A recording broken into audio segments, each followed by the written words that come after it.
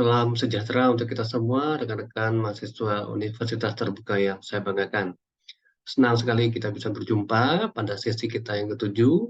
Pada sesi kali ini kita akan melanjutkan topik yang tidak kalah pentingnya. Kalau Anda melihat dari sesi kita sebelumnya, teman-teman, Anda sudah mempelajari mengenai proses produksi, kemudian pengendalian produk manufaktur. Kemudian pada sesi ketujuh ini, kita diharapkan nanti akan bisa memahami lagi terkait motivasi karyawan, ya, sehingga mereka bisa menghasilkan produk yang berkualitas. Nah, teman-teman, pada sesi kali ini Anda akan mengikuti beberapa rangkaian kegiatan, mulai dari diskusi, kemudian melengkapi tugas-tugas Anda pada sesi selanjutnya. Silakan dikerjakan dengan baik dan dikumpulkan, diupload sesuai dengan batas waktu yang ditentukan.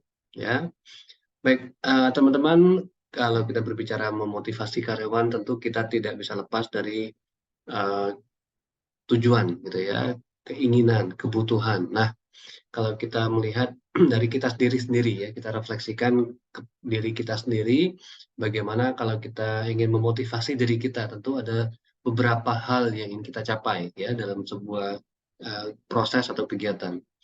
Nah, kalau kita berbicara konteksnya sebuah perusahaan, karyawan ini ada yang memandang sebagai aset perusahaan, ya. Aset perusahaan yang sangat penting, yang bahkan ya, dan memerlukan penanganan yang berbeda dari aset-aset lainnya. Kalau Anda memiliki bangunan, mungkin berbeda penanganannya, gitu ya. Nah, karyawan ini tidak dapat disamakan tentunya dengan sumber daya lainnya, karena kalau kita lihat karakternya berbeda, gitu ya, karakteristiknya. Kalau kita berbicara seperti bangunan, seperti bahan habis pakai gitu ya, seperti alat-alat tulis gitu ya. Kalau sudah selesai kita buang gitu ya, karena umur ekonomisnya sudah habis. Tetapi berbeda tentunya dengan manusia karena kita melihat manusianya sebagai human capital gitu ya. Karena kita perlu mengelola karyawan ini, kita harus didik, kita harus latih, kita harus berikan evaluasi, penilaian, dan akhirnya kita berikan penghargaan gitu ya.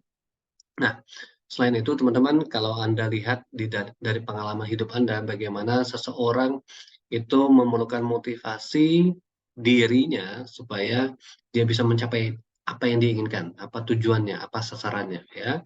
Nah, kalau kita lihat di organisasi atau perusahaan, karyawan pun memerlukan hubungan yang baik gitu ya, yang dinamis dengan pihak lainnya. Kemudian kita bisa juga melihat bagaimana sebuah perusahaan memberikan pelayanan-pelayanan atau fasilitas-fasilitas gitu ya, kesehatan kepada para karyawannya.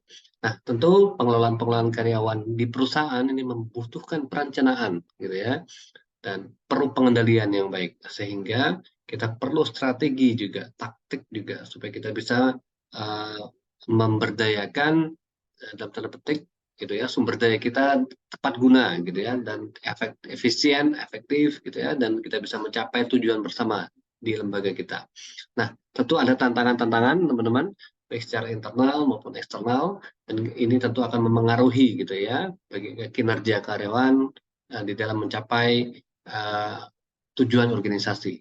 Nah, nanti di modul sesi kita yang ketujuh ini, Anda bisa melihat ada 3 kegiatan penting terkait kita akan membahas produktivitas karyawan, kemudian yang kedua adalah mengelola tenaga kerja, kemudian yang terakhir teman-teman bisa melihat nanti di bagian ketiga ya. Nah, teman-teman ada beberapa tujuan dari pembelajaran kali ini. Nanti silakan Anda mendalaminya, ada minimal 10 tujuan pembelajaran kita kali ini gitu ya. Nah, kemudian teman-teman kita lihat di topik pertama terkait produktivitas karyawan.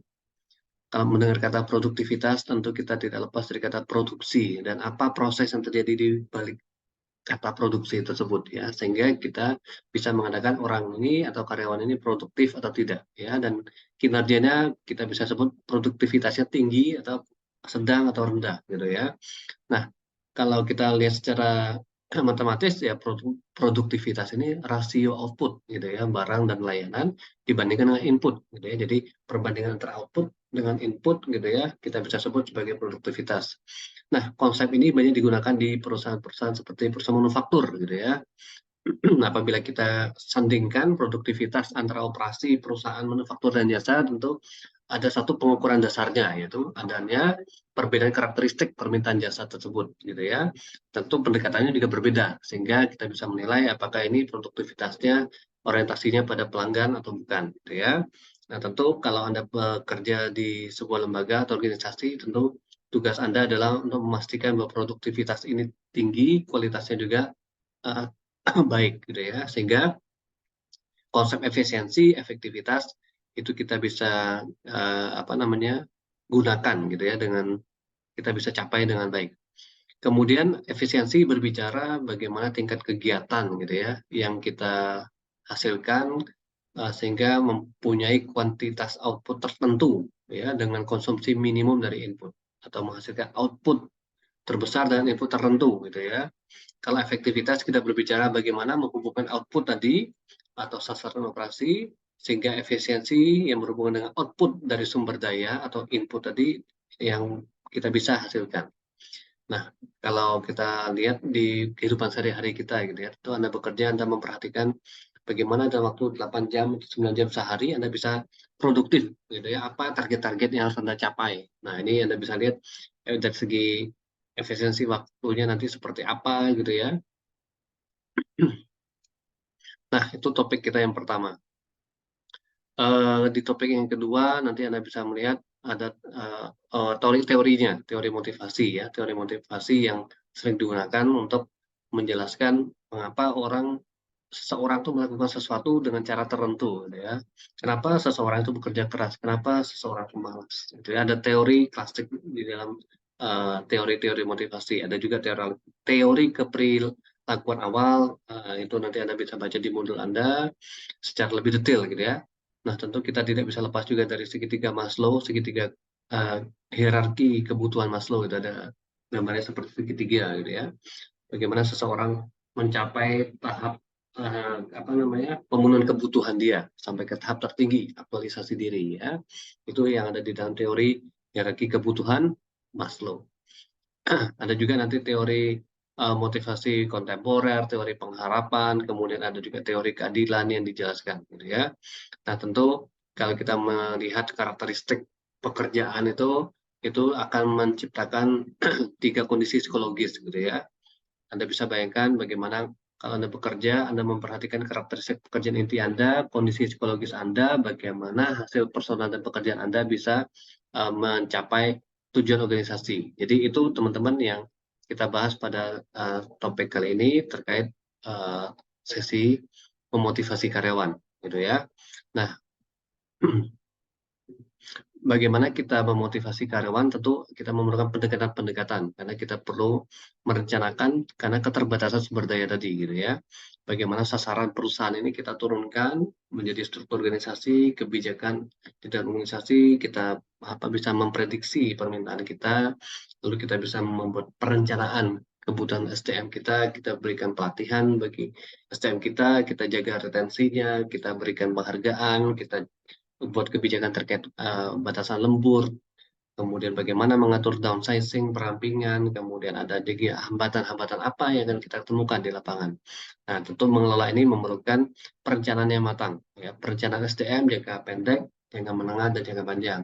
Nah, ini seperti kalau Anda di rumah mungkin ya, kalau Anda sebagai orang tua mungkin Anda memiliki sumber daya ya, sumber daya katakanlah secara ekonomi, keuangan, Anda akan planning bagaimana menggunakan sumber daya ini selama 1 bulan, gitu ya, dan bisa mencapai semua tujuan Anda. Nah, kalau kita berbicara tenaga kerja, karyawan juga sama, bagaimana perusahaan bisa mengoptimalkan semua sumber dayanya supaya optimal, bisa mencapai potensi masing-masing, dan bisa mencapai tujuan bersama. Ya.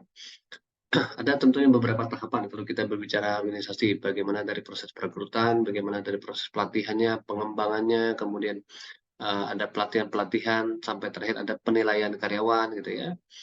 Nah, ini ada beberapa juga aplikasi-aplikasi sebenarnya yang bisa kita gunakan untuk membantu kita gitu ya, untuk merencanakan sampai kita memberikan evaluasi, memberikan kompensasi dan seterusnya. Nah, konsep-konsep pengelolaan sumber daya inilah yang penting teman-teman karena mengelola karyawan itu ya kita harus tangani dengan baik ya karena kita harus rencanakan apa kebutuhannya. Kemudian kalau kita sudah ada gambaran kebutuhan ini, kita harus merekrut karyawan seperti apa.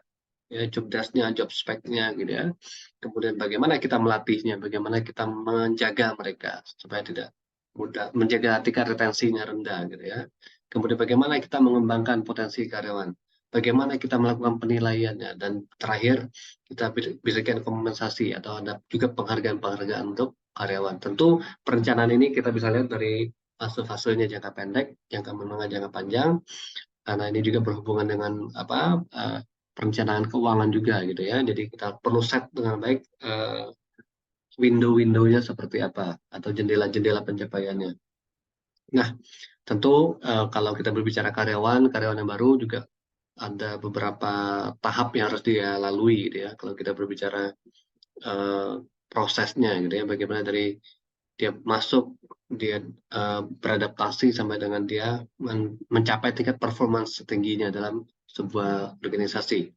Nah, tentu teman-teman, kalau kita berbicara dari sudut pandang pengelola, tentu karyawan ini perlu mendapatkan pengelolaan yang menyeluruh gitu ya, sehingga apa ya, sama seperti kita bekerja gitu ya, kalau kita jelas apa yang ingin kita kerjakan, motivasinya untuk apa, kita akan mengembangkan dirinya sejauh apa akan kita dapatkan untuk pengembangan karir kita selanjutnya, tentu hal ini akan mengurangi tingkat retensi gitu ya.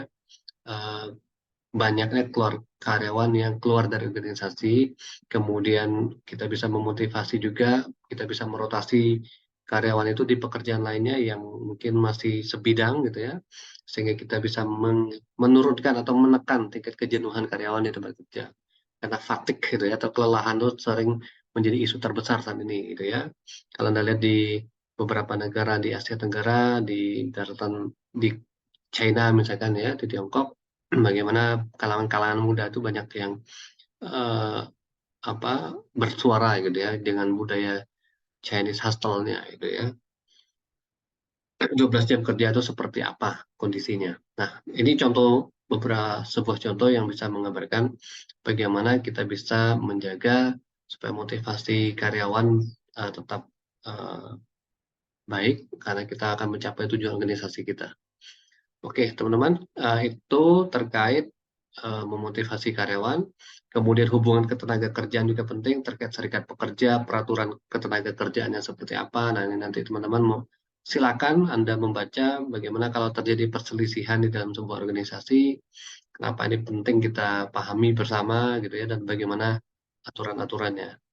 Nah, terkait pembahasan kita di memotivasi karyawan, ini topik penting yang kita harapkan bersama Anda akan kuasai dan Anda buat gambaran besarnya gitu ya, sehingga memahami konsep atau alur berpikirnya.